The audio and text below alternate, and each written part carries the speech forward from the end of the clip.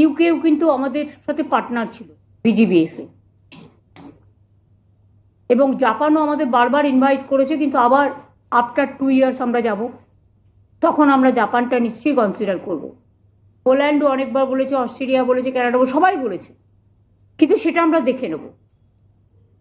আমি মনে করি যে ইউকের সাথে আমাদের একটা রিলেশন দীর্ঘদিনের, ট্র্যাডিশনালি বলুন, পলিটিক্যালি বলুন, কালচারালি বলুন, হেরিটেজের ক্ষেত্রেই বলুন, স্ট্রাগলেই বলুন, সব কিছুর মধ্যেই একটা দীর্ঘদিনের রিলেশন আছে।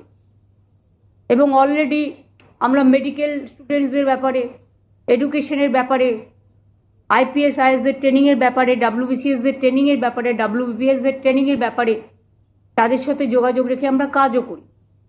এমনকি দুর্গাপুজোয় যখন ফেস্টিভ্যাল আমরা সেলিব্রেশন করি, তখন ট্যুরিজম ডিপার্টমেন্ট থেকে তারাও একটা টেমস নদীর সামনে তারাও কিন্তু একটা সেলিব্রেট করে। এই যোগাযোগগুলো আমাদের কন্টিনিউয়াস আছে, ইটস আ কন্টিনিউয়াস এফোর্ট।